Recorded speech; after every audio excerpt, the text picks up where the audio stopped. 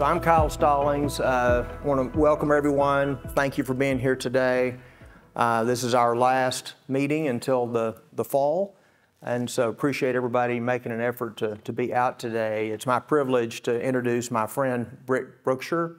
And Britt and I met about 12, 13 years ago, and through mutual friends in Houston and Tyler, and formed a friendship and a business relationship, and have gotten to know one another's children and families, and I just can't say anything more highly of him than, or the way I feel about him is just very positive, and so happy that he agreed to come out here and speak to us today. Let me tell you a little bit about Britt's, just kind of his official resume. Britt is an intuitive problem solver and a collaborative team player. After graduating from Texas Christian University with a Bachelor of Business Administration in Business Management, he went on to earn his MBA in Food Marketing Management from University of Southern California. He began his career at Brookshire Grocery Company as the store director in Longview, Texas from 1980 to 1983. And then became the district manager of Northeast Texas until 1985. For the next 6 years, Mr. Brookshire was the division manager of the Eastern region, where he was responsible for 72 retail locations in Arkansas, Louisiana, and Northeast Texas. From 1991 to 1999, he was the director of retail operations, leading over 8,900 employees across all locations.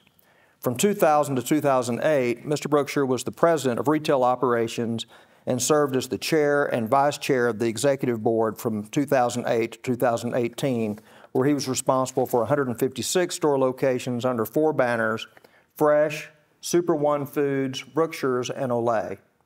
Mr. Brookshire has served and volunteered on various boards and organizations such as the Texas Rose Festival, the All Saints Episcopal School. He was the district judge campaign manager for Christy Kennedy. He served on the board of Truett Seminary, Hospice of East Texas, Nations Bank of Tyler, and Allied Bank of Longview, the Food Box of Longview, and Personal Family Investment. He serves as an elder at First Presbyterian Church and also volunteers with Kennecott Ministries and Texas Baptist Missions. How do you have time to do all of this, Britt? It's a good thing you retired. Okay? He values quality time with his wife, Sonny, and their 4 children and spouses, and 7 grandsons. As a family, they enjoy snow skiing, hunting, fishing, and traveling. He enjoys competitive Centurion bike races, tennis, and Christian mentorship. And let me just tell you a little bit about how I've got to know Britt. As I mentioned, we were introduced by mutual friends, but I quickly found that Britt had the gift of encouragement and exhortation.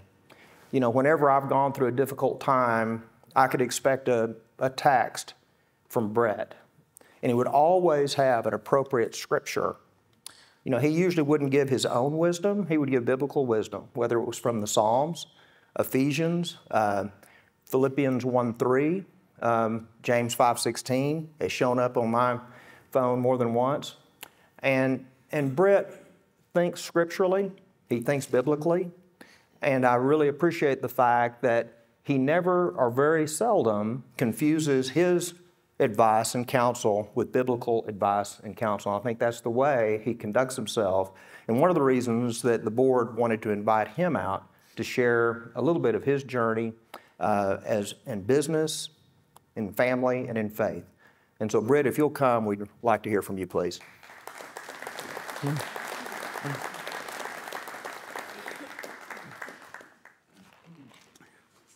Hey, good to be back in Midland. Wow. Robert, it's been several years since I've been out here. Robert Winkler's son, Clayton, and my middle son, Chad, were roommates 19 years ago. I haven't seen the man since then, but anyway, I've never known anybody from Midland, including my children's friends, who I didn't love. So Midland is just a rock-solid, salt-of-the-earth community. It's not a community, it's a big city, isn't it? And thank goodness for Midland and all the people that represent Midland in this room. I'm grateful to you. I didn't ask to come speak today. It would be a little presumptuous. I don't know what I do with all my spare time, but let me tell you what, I'm glad that I'm officially retired. And just some reflections back on Kyle Stallings, if I could. I've known Kyle for 13 years, and we've climbed to the top of a mountain together in Colorado, sincerely. Got up to waist deep, and we realized we needed to turn around and go back home before it got dark. We fished together in the solitude of Colorado. We've actually hunted from a buggy in Georgia, hunted quail before. But more than all that is what I admire about Kyle Stallings, and that who he says he is so consistent with the way he lives his life. And sometimes people drop the ball with the way they live their life because people sometimes follow the way you live more than what you say. Let me tell you what, Kyle Stallings is the real deal. And I was privileged enough. So anyway, give it up for Kyle Stallings. I have been an investor in their company, and I saw Eric here before. Eric, where are you? Yeah, Eric does a great job. Casey does a great job. So, and it is interesting, isn't it, gentlemen, that the older we get, the more important that relationships are.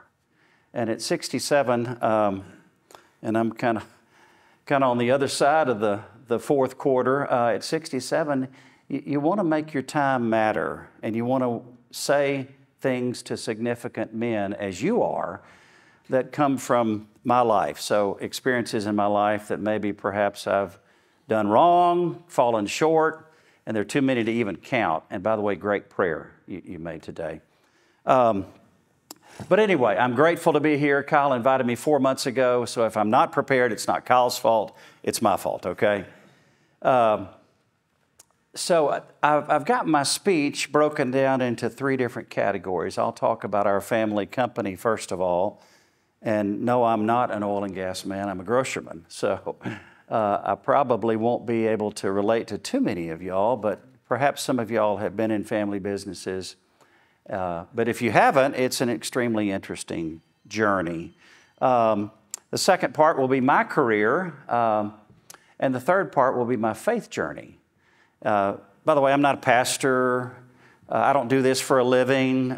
So Kyle really had a lot of confidence in me to ask me out here, but it's my pleasure. And so I thought about my faith journey, and I thought, how strong do I want to come across to these men? And so a couple of weeks ago, I was praying about it, and I thought, you know, I'm 67. I don't need to water down my message. I need to be pretty straightforward with it. So I hope I don't offend anybody, and if I do, perhaps you'll forgive me. So 94 years ago, my grandfather started our company, Brookshire Grocery Company. With $300 in his pocket, he and my grandmother left the former family firm called Brookshire Brothers out of Lufkin, and with $300 in his pocket went and formed Brookshire Grocery Company on the square in downtown Tyler. Now my grandfather was 15th in line to 16 boys. And he had determined in 1927 that he was tired of sharecropping, tired of the sun beating down on top of his head, so he said, I want an inside job. And so he got his inside job, and anyway, my grandmother was the cashier, my grandmother stocked the groceries, and on Saturday night, back then we were closed on Sunday, on Saturday night, she was the bookkeeper. And my grandfather was so poor that he had to go around the corner to a Jewish friend of his that owned a mercantile store to borrow his adding machine. And then he did it. He added all of the tally for the week and then gave it back to Froggy Murad, a wonderful gentleman that was my grandfather's friend for 5 decades. In 1928, there were 14 competitors in Tyler. Interestingly enough, 12 of the 14 competitors were mainly credit. You'd sign a little voucher and you could pay at the end of the week or pay at the end of the month. My grandfather, God convicted him, he was a godly man, to be a cash and carry merchant. along with 2 other competitors that were mainly cash and carry. So what happened in 29? The stock market crashed, and 12 of the 14 competitors went belly up, just like that. So the first lesson I learned from my grandfather, and I haven't always done this, was try to stay within your means, professionally and personally. Don't look at me as the model, but that's what I did learn from him. And I look back on my grandfather's life, and I don't know which is the greatest generation. Perhaps Jonathan and Charlie and Chip will be the next generation. You'll have to be, because the world is getting more complicated, it's getting more confused. But I'd like to think that my grandfather's generation had the tenacity and the perseverance and also the faith. Sometimes my faith is deep, sometimes it's on the surface. I want to work hard to be more like my granddaddy, and perhaps many of you. In 1950, I almost left this out. In 1939, my grandfather had 3 grocery stores. The original store on the downtown square was making a little money. His second store in North Tyler was losing a lot of money. And then he opened, progressively in 1939, he opened the first air-conditioned grocery store in Texas. And it was on the booming south side of town, 4 blocks south of the square. And it, ironically enough, made a lot of money. And my grandmother and grandfather never owned any homes for 30 years because they couldn't afford to buy a home. So they leased 12 different homes along the journey until he finally made enough money in his mind that he could buy a home. So in the middle of the night in 1939, in October, the fire marshal called my grandfather and he said, "Mr. Brookshire, your house, your business on Broadway has burned to the ground." The only profitable store he had. So maybe that should show all of us that faith, perseverance, and tenacity are pretty important.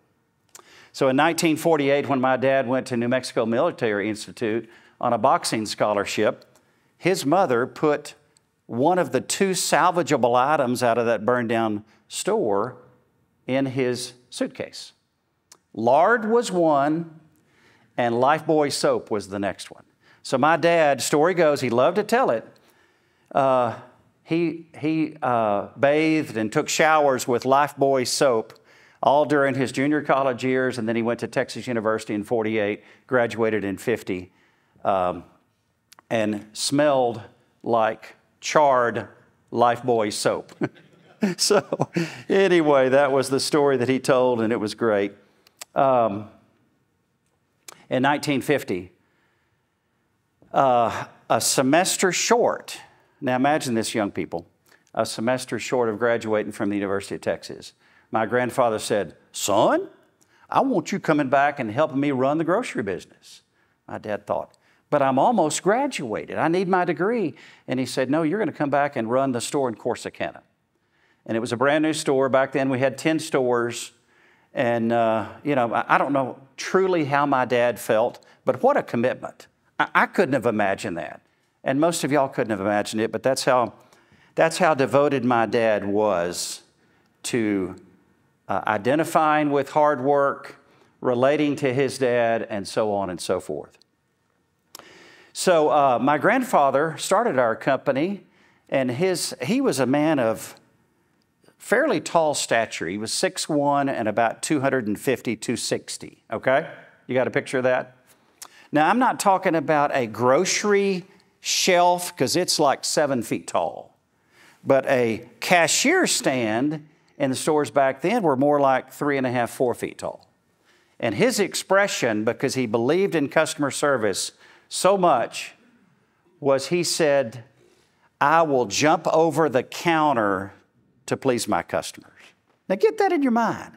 I mean, I had knee surgery about 3 months ago. I can't imagine jumping 3 feet up in the air, but my grandfather was witnessed doing that by some of his best friends.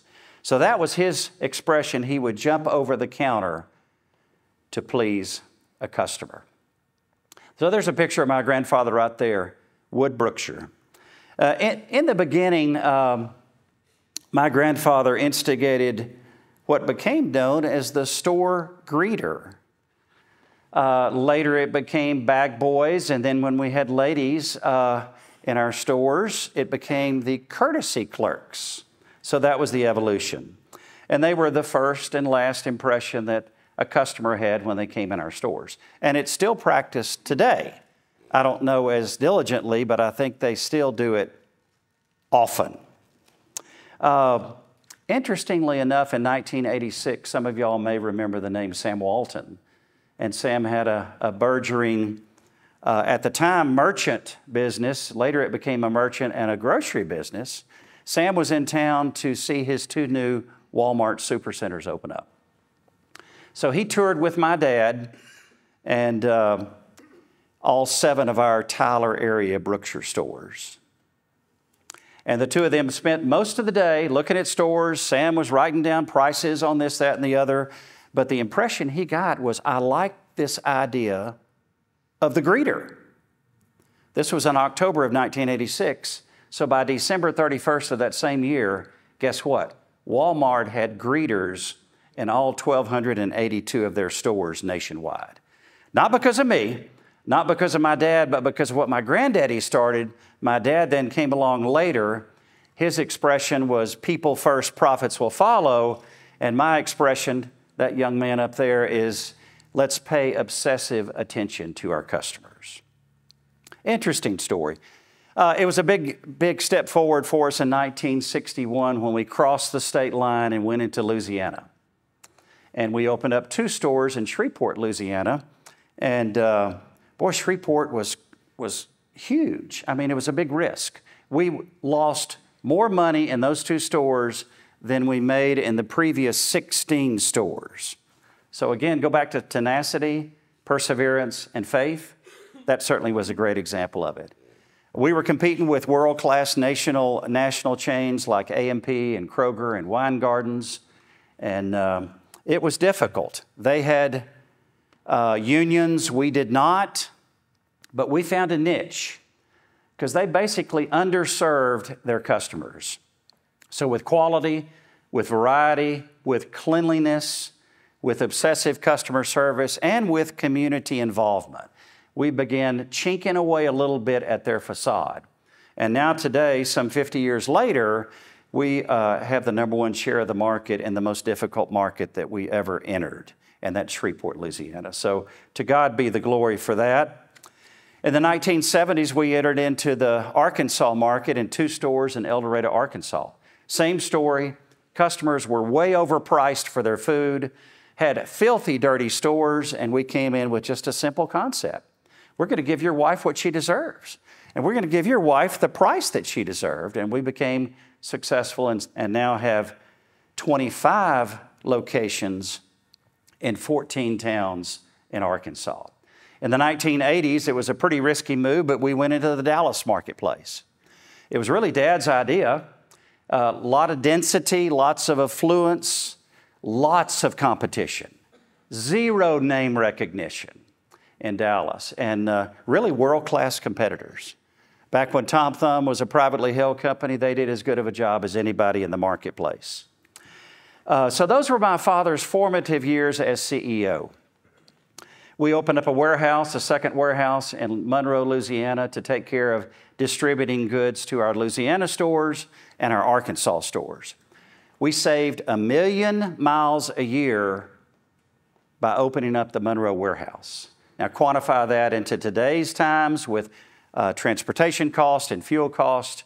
It was quite a bit of money, and my dad was the visionary behind that.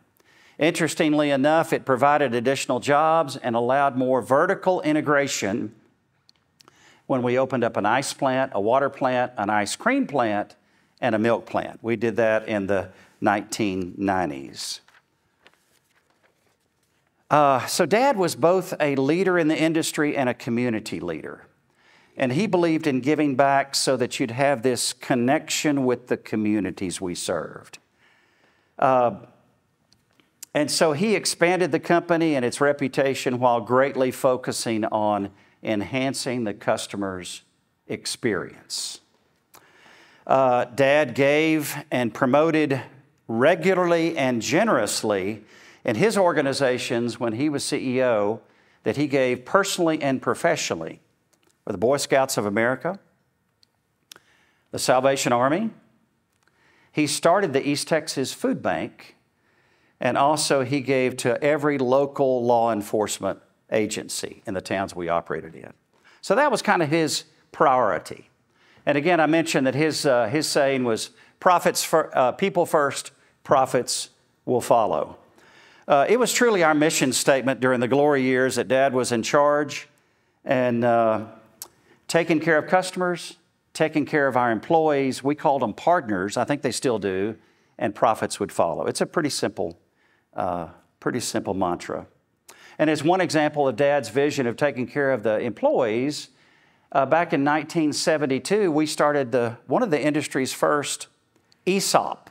It's called an Employee Stock Ownership Plan. Y'all know all about that, but it started infinitesimally small, where full-time employees could actually own a piece of the rock. And so what started more than 50 years ago now represents 23% of the ownership of the company. That's how successful that ESOP is. So I can endorse it, and it wasn't my idea, it was my great dad's idea. So Dad started stepping aside in the 90s and gave all of us more and more responsibility. Casey, I see you're shaking your head. So for the men out there that are already passing that baton on to your children, good for you, because guess what? We don't have it all figured out, and Dad realized that sooner versus later. And the 1990s and 2000 were high growth acquisition years. Now, interestingly enough, some of our competition wavered, and we were able to purchase 71 stores in 19 years for 30 and 40 cents on the dollar. So most of those stores are still in existence today, and it boiled down to we're not smarter, we're not better. We just tried to give our customers and our wives and families what they deserved. It's as simple as that. At the turn of the century, when my father began passing the full baton to the four of us in the third generation, then my brother, me, and my two cousins were appointed president of the company. I was president of retail operations. My brother was president of information technology and human resources. My cousin, that's actually chairman of the board now, he was in charge of manufacturing and distribution. And my second cousin was in charge of advertising and marketing. So the third generation worked hard to get along, understand one another, and we made some decisions that were quite difficult, but we felt were in the best interest of the company. The decision to sell part of our stores and lease them back from the landlords was one of those decisions. For 60 some odd years, we were closed on Sunday. I think when we made that decision, my grandparents rolled over in their grave because that third generation was responsible, my generation was, for opening it up on Sundays. But in the Dallas marketplace, in Midland and Tyler, guess what? It's the second busiest day of the week. You can't force your shoppers to do something against their will. We learned that the hard way. So we opened on Sunday, we started selling beer and wine. In a lot of the stores, every store that had a license in the counties that were wet, we started selling beer and wine. And we also closed our milk plant, ice cream plant, water plant, and ice plant. Too much risk associated with manufacturing. Some of y'all can remember the Bluebell debacle. Was it salmonella? It's tragic. Now, they're a great company and doing the best job they've ever done today. But we thought, wow, we have the same exposure. These are experts. We're just neophytes, so we thought now's the time to get out, and we got a compelling price to do that. Dad taught me and taught all of us executives to give back to the communities we served. And the greatest example of that was in 2006. I was fortunate enough to have a group of leaders, I called them lieutenants, that reported to me, and we were a bunch of ordinary people that through God's grace, we did extraordinary things. And one of the things that we actually accomplished that was a highlight of my career was we went down to South Louisiana after Hurricane Rita had come through and devastated the Texas coast and the Louisiana coast. Back then, we had 8 stores in small towns, and all the stores were without power. Well, guess what? You got a real problem. If you're selling perishables and you're without a problem, you're without power. So I took my leadership team down there, and for 2 weeks, we spent time converting our stores, getting our stores back in business, and actually, we got them powered up in 2 days. Now, that's a great example of ordinary people being committed to taking care of our customers, like we talked before, that are able to do extraordinary things. To God be the glory on that. But the point I'm getting to is that our competition, Kroger, A&P, and Winn-Dixie, were selling bags of ice for $1 a bag. Well, that's a good price for a 20-pound bag. And if you had a home, that was the only way to keep your perishables preserved, was with bags of ice. So I thought, we can do better than that. These people are desperate. A lot of them hadn't had their power in days. So I started getting on the phone to our transportation department, and I said, we need tractor trailers full of ice. 19 tractor trailers later, we didn't charge them $1. That's all I did for 3 days, was give customers, and people that weren't even our customers, we gave them ice. 10 hours a day for 3 days.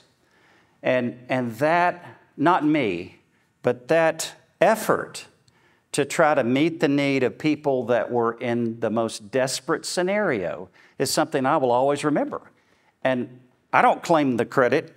God gave me, He pricked my heart to know that's what you need to do. This is what they need. And still to this day, what's it been, 17 years later, our stores down there are flourishing. Again, not because of me, but because of what God put on my heart. So it was a great time, and I called it a connection with our community event. 2008 was a major step. As our company moved forward, we decided that the third generation family members were going to step aside after 10 years of running the company. So my brother, myself, and my 2 cousins took an ownership position and stepped aside of the full-time responsibility and went on the board completely. I didn't love the decision. In fact, I loved the people I was working with. I actually loved working because, see, I'll talk about that in a few minutes. I've been working my whole life. And no matter what the job is in the grocery business, I have pretty much done it all. But it's what we decided that would be best. My dad kind of coached us. So we hired actually promoted from within a full-time 40-year member of the company, and he became the non-family CEO of our company. He did a good job. He did a good job.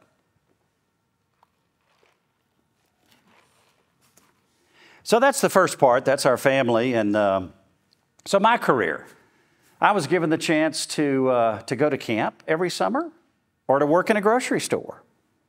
Wow. I loved working in a grocery store. So at age 8, my dad paid me out of his front pocket 50 cents an hour, and I peeled onions, mopped bathroom floors, and stocked produce. And I loved it. And now, nothing against my brother, but he went to camp every summer. I probably missed out on some of those relational experiences. But by the time I became president of the company and chairman of the board of the company, there wasn't a single job in operations I had not done.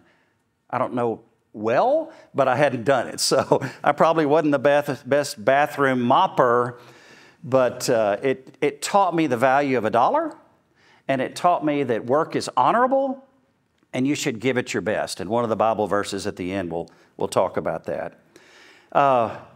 And speaking of following company policy, I learned my lesson on that at the lunch table in 1963. We had a no tipping policy. I read the rules. I knew the policy. But Mrs. Lake, my favorite customer, whose husband was one of the founders of the East Texas oil field, Pete Lake, she'd come in my store 3 times a week, and I was kind of her personal shopper. Britt, where are the raspberries? Britt, go pick me out an arm roast for dinner tonight. Britt, where's this, where's that? So I was kind of her personal 8-year-old shopper. She felt sorry for me. The apron went all the way down to the floor. You know, I was kind of shabby looking, but she loved me. Took her groceries out to the car. She took a $5 bill, slipped it in the top sleeve of my apron. Man, at 10-hour days, that's the equivalent of a full day's salary at 50 cents an hour. So you're following me. So at the lunch table, my dad picked me up from work, took me home. We were having lunch. Who did you meet today? What did you learn? You think you like the grocery business? At 8. I said, I don't know about that grocery business, but I love this $5 tip I got. And, you know, my dad was rather expressionless a lot of the time, but his eyebrows went up like that. He was very respectful, didn't embarrass me in front of my mother at the lunch table. But the next morning at 7 o'clock, I got in the car, rang the doorbell of Mrs. Lake's house way too early, apologized to Mrs. Lake, and the most difficult part was giving her the $5 back. Anyway, learned a good lesson about following company policy. I did graduate from TCU in 1978 with a Bachelor of Business Administration degree. And then the year later, I went to the University of Southern California. My dad, after I'd been working in between there for a year for the JCPenney Corporation in Wichita Falls, something happened on April the 10th, 1979 at 6:05 in the evening. Anybody know your weather to remember what happened? One of the worst tornadoes in the history of the state of Texas came through. I was working for JCPenney. It destroyed my apartment and all my belongings, my car, and et cetera. And that was April. So I went back home after that experience, felt like God didn't want me in Wichita Falls. I knew that for a fact. So my dad and I talked over the next couple of months, and he said, son, I think you need to give yourself a little advantage over your older brother and older cousin. Why don't you think about going to graduate school? I don't know. What are my choices, Dad? And he said, well, you've got 2 choices in the food marketing management program. There's one at Michigan State. I looked at the temperature and realized that's not where I wanted to be. And one at University of Southern California. I thought, wow, I could study and be on the beach the whole time. That was nirvana. I was on the beach, I think, one time during that year program. But I worked for the Ralph's supermarket chain. And Ralph's at the time was privately held and a great company. It was actually the largest volume supermarket in the nation. Went to school in the daytime, stocked groceries at night, and it really taught me a whole lot about hard work and balancing work and school. In 1981, I became store director of one of the Longview, Texas stores. And I was store director there, as Kyle mentioned, for a couple of years. Went on to become district manager of 12 stores in the Northeast Texas area. 3 years later, with the largest profit district in the company, I became regional manager of 59 stores in Arkansas, Louisiana, and Northeast Texas. In 1987, we launched an interesting new concept.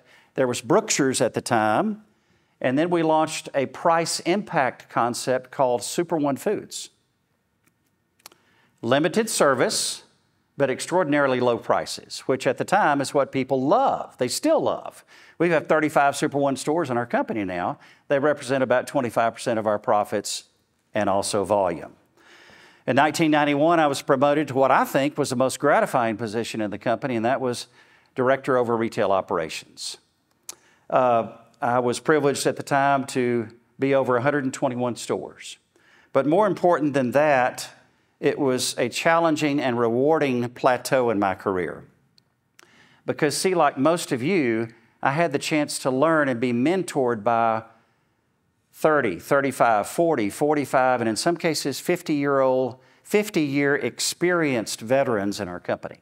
They taught me the grocery business, even though I was 3 plateaus ahead of them. So I was able to humble myself and learn from them. In 1999, I later became president of retail operations. And back then, our company was run by committees. I was chairman of the advertising committee for 12 years, and the ethics committee and governance committee, compensation committee. Lots of committees, lots of work that got done. But The best part of my job was selecting, leading, developing young people, asking them, demanding that integrity is a huge part of their work. And then I wasn't afraid to challenge all of my teams to do extraordinarily high tasks. But I rewarded them generously, and they were high but achievable goals. That was one of the most important and enjoyable aspects of my career. I guess the most significant part of my professional accomplishments were in 2003. And we were able to buy 21 stores from Winn-Dixie and also Albertsons. So those people familiar with geography, we bought a store in Sweetwater, Texas, just right down the road. That was the furthest, most west store, and also bought 4 stores in Jackson, Mississippi, 775 miles apart. My team re-merchandised, rebranded, retrained, re-signed 21 stores and did it in 28 days. Never before been done, never has since then. It had nothing to do with me, but everything to do with the team that I was fortunate to work with. So I think it's the best example of teamwork, planning ahead, and execution. And again, I didn't do it by myself. I had an incredible team of ordinary men and women that were unafraid to do extraordinary things. In 2011, we launched our first Fresh by Brookshire store. Dad said, son, I want you going and learning all you can for the next 2 months from Central Market and from H-E-B, Central Market, and also Whole Foods. So I brought back the best ideas from each of those companies, and we started our first Fresh by Brookshires in 2011. It was, of course, similar to what I've just described. I think it's a little easier to shop than a Central Market. It's way lower priced than a Whole Foods. And it took about 10 years to get on its feet, but we opened our second Fresh store last year in Fate, Texas. And Fresh is all about density and affluence. It's providing fresh, prepared food with the best perishables to our customers. So we're hopeful in this concept. It represents 5% of our sales and about 10% of our profits. In 2017, we bought 18 Walmart neighborhood stores, Anson, Texas. We bought one there, all the way to Jacksonville, Texas, Camden, Arkansas, and down to Crowley, Louisiana. So we call that our spring banner, and our spring banner's done quite well. Last year, as a matter of fact, we bought 17 Reeser stores. Finally, for the first time ever, we went to Oklahoma, in Tulsa, Oklahoma. It was the largest acquisition in the history of our company. It equated to about $500 million in revenue. So a big risk. It's turned out to be a good decision for us. And now our store total is a little over 200 stores. I retired from the board, not necessarily willingly, but it was what God needed for me to do in 2019. I'd spent 39 years working full-time in our company in executive positions and served on the board for 33 years. We still, as a company, have great respect for other regionally based, privately held companies. Hy-Vee up in Iowa, Publix down in Florida, Wegmans in New York, Raley's in California, and of course H-E-B in Texas. Super strong merchants. But today I still remain one of the leading shareholders of Brookshire Grocery Company, a 94-year-old company. This September 1st, it'll be 95 years. And rather than working, I find great joy in plowing my energies and my talents, spending a little more time with my wife, but also my children and 7 grandsons. But also I give generously of my time to Park Cities Presbyterian Church there in Dallas, also the Salvation Army, also the North Texas Food Bank. And one of the greatest blessings I have is helping to mentor about 15 young men. I didn't ask for that to be done. It just kind of, God allowed it to be done, one man at a time. These do not include my children or my grandchildren. So that's my career.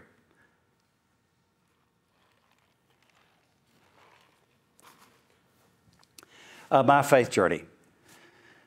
I was fortunate enough to be born into a Christian family where going to church and going to Sunday school wasn't an option. It was an expected, I call it routine.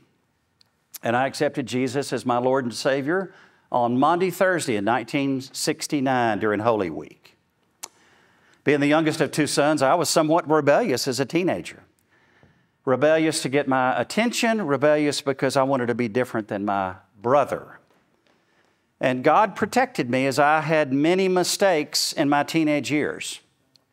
He protected me from myself, and it allowed Him to humble me to be more like Him. And it reminds me of the verse in Proverbs 3, 5, and 6 that you know. It was the first verse I ever learned. Trust in the Lord with all your heart, and don't rely on your own insight. In all your ways acknowledge Him, and He will make straight your paths. So in college and graduate school, I was fortunate to have men that I looked up to in the same fraternity who were my mentors and also helped hold me accountable to the lifestyle that I felt like God wanted me to live. Several of these men today remain steadfast friends, accountability partners, and encouragers to me.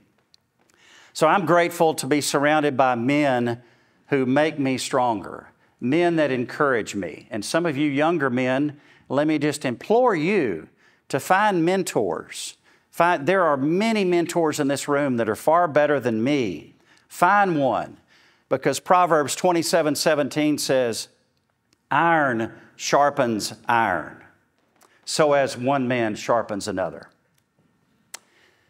Then in 1981, my life changed forever. I met, fell in love with, and was married to my wife, Sunny, less than a year after we met. You see, this is the daughter of a Baptist minister. So she had a lot of work on this Presbyterian board as I grew up. But she helped me to realize that I could still pursue my career dreams. I'm a rather ambitious and competitive man. But she said we can still do that while prioritizing family and seeking out the face of Jesus on a daily basis. You see, like some of you, perhaps all of you, I was so goal-driven that I became a workaholic. And being in a family business, I had to be the first one there in the morning and the last one to leave in the evening. And my wife, her gentle and persuasive style, allowed me to genuinely strive to be the husband to her, the daddy to our 4 children, and allowed me to be all that God expected me to be, because I couldn't do it on my own. And allowed me still to pursue friendships. Friendships were important to me, but they kind of had to be set aside, and then allowed me to pursue my own career. And with Sunny's encouragement, I began to put the daily routine of my family as a priority. So with her encouragement, I began making lunches for all 4 of our children first thing in the morning. In the evenings, it used to be Sunny's responsibility to prepare the meal at night and to clean up afterwards. Well, with 6 of us around the dinner table, that became an hour chore. So one night I decided, with the support of my 4 children, never again will Sunny ever do the dishes. So it allowed my children and I to bond over cleaning dishes, and a 1-hour task turned in 15 minutes, and you'd be surprised what that did to me as a daddy. When the boys were in middle school and my daughter was in middle school, I coached Little League softball, Little League baseball, coached soccer, also coached Sunday school for their age groups. And then some 33 years ago, I joined a men's Bible study group. And it really wasn't filling my tank. So 23 years ago, I started my own Bible study group. Some of the members from the old group, some new members. And this is a group of men that meets every other Tuesday because we're all busy, right? But I've gained more from this group. They've helped me to memorize Scripture more regularly, to be more accountable to them, to seek out the face of Jesus regularly. And I truly believe God has had His hand on my life and has helped me to be able to mentor other young adults because what I've learned in my own life. Now, I fall short. Don't get the wrong impression about me. I fall short of walking my faith daily. But I am emphatic about proclaiming my faith daily. I've learned through my arrogance also that I give God the glory for anything I've accomplished in my life. But because I've learned that God despises arrogancy in my life. And I'm not allowing the modern cult politics to influence what I believe or what I proclaim. I strive to only invest in Christian-based organizations, and I lift up Kyle Stallings as one of my heroes. I continue reminding my 4 adult children and my 7 grandchildren the importance of God, the importance of family, and the importance of priorities in their life. And lastly, I'm striving to mentor as many young men as I can so the next generation will be equipped even better than I will to face this complicated, difficult world that we live in. So, will you be that one person in Midland, in Texas, in the United States, in the world? You see, in 1868, Andrew Johnson was 1 vote short of being impeached as president. Andrew Jackson lost by 1 vote to John Adams in 1824. The Senate annexed Texas in 1845 by 1 vote. The governors of North Dakota, Maine, and Rhode Island were elected by 1 vote. My point of that is this: each of us are equipped by God to make a difference in this world for Him. Why not you? Why not you? Why not you? Why not me?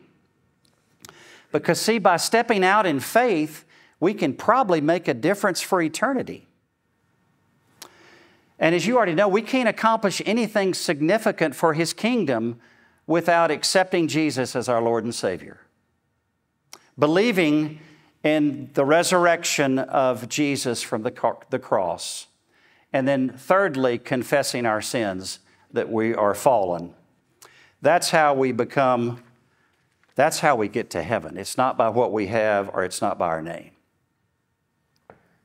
So in closing, will you join Kyle Stallings, Tim Dunn, Kevin Sparks, Patrick Payton, Jim Henry, Bob Bledsoe, Dr. Bobby Henry, Jim Alsup, Bill Holmes, Jack Rathborn, Dick Salisbury, Dale Brown, Steve Wetherill, as making God the chairman of the board of your life? That's what I ask you. And then I take you to some of my favorite Bible verses as only a reminder to me and perhaps you. James 5:16 says, "The fervent prayers of a few righteous men can accomplish much." Ephesians 3:20 says, "Our God can do exceedingly abundantly above what we could ever ask or even imagine." Colossians 3:23. This helped me in my 39-year career with the company. "In everything you do, do your work heartily, not to man, but to honor God." Philippians 4:13. "I can do all things through Christ who strengthens me." Isaiah 40:31. "Those that wait on the Lord will gain new strength. They shall rise up with wings like eagles.